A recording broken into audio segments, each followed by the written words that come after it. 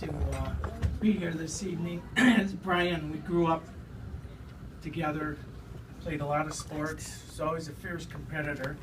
I know that his brother Tommy, who was a longtime trainer and good friend of his, would have cherished this evening as he passed away a number of years back. Again, to thank the Mancini family and all the committee members that made it all possible.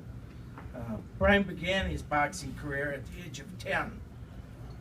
In 1979, he won the St. Paul Golden Gloves Championship as a junior middleweight. He then went on to win the Upper Midwest Golden Gloves Championship and the AAU Upper Midwest Golden Gloves Championship. From here, Brian boxed in the National Golden Gloves Championship tournament in Indianapolis, losing a 3-2 decision to James Schuler, who went on to win the National and Pan American Game Championships and a member of the 1980 Olympic team. Brian's last accomplishment as an amateur fighter was defeating the national Canadian champion in international competition. In 1980, Brian began his professional career. In '84, he defeated Gary the Hammer Holmgren for the Minnesota State Junior Welterweight Championship. The bout still regarded by many as one of the best championship fights in Minnesota. In 1986, Brian was ranked number 4 by the U.S. Boxing Association, ranked number 6 by the WBC, and number 8 by the WBA. On September 6, 1986, Governor Rudy Perpich proclaimed this day Brian Brunette Day as he traveled to Naples, Italy to fight for the World WBA Junior Welterweight title against Patrizio Oliva, 44-0 record. Brian ended his career with an impressive amateur record of 27 wins, 3 losses, and a professional career of 24 wins, 18 by KO, and 1 loss. His career record was 55 wins with 4 losses. In 1988, Brian started and shared with his family in the operation of the Brian Brunette Youth Boxing Program, teaching, training, mentoring, and promoting over 1,000 amateur professional fighters ranging from Golden Glove champions to world-rated championship contenders. With that being said, I'd like to introduce my longtime friend, St. Louis City Slugger, Brian Brunette.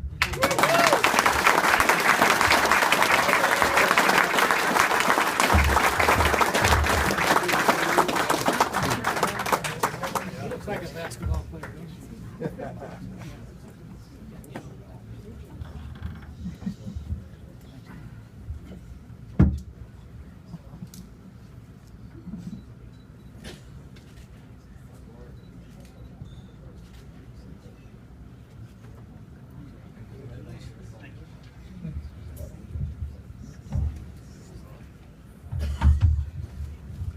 Good evening, ladies and gentlemen.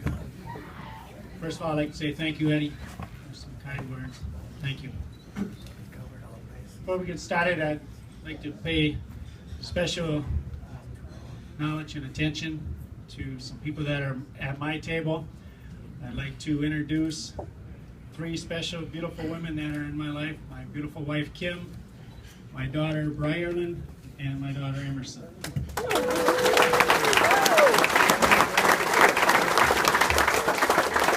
Of all the accomplishments you accomplish in your sports career and through life, until you have a beautiful family and a wife and beautiful children, you realize you really haven't accomplished anything until you accomplish having a beautiful family. I'd like to also acknowledge some of my friends that are at my table.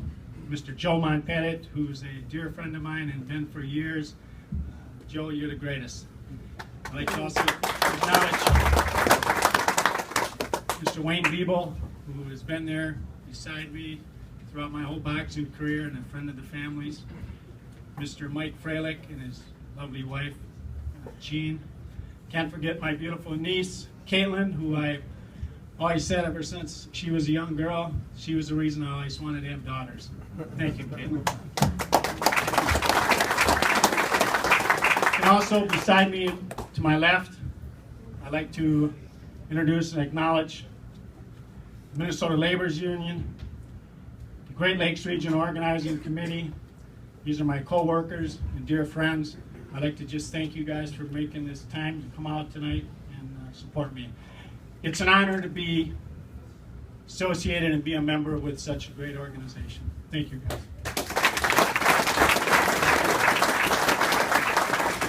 And I'd also like to thank Pat and John Mancini for carrying on the legacy that Nick started, along with some other dear friends of ours, Mr. Joe Carcetti, Billy Lynch.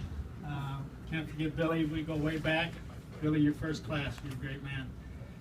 And I'd also like to acknowledge the boxing committee, Tommy Campion and Chuck Mitch for believing in me. This is a great honor. It's something that I had been looking forward to for years. Like some of the other past inductees that said that this is quite an honor. It's something that you don't realize how special it is until you get the phone call one night from Pat Mancini and Tommy Campion. You have caller ID now, but it doesn't say Mancini. So I thought, well, I grabbed it, and it was Pat on the other line, and I was actually really taken back. It was a great honor.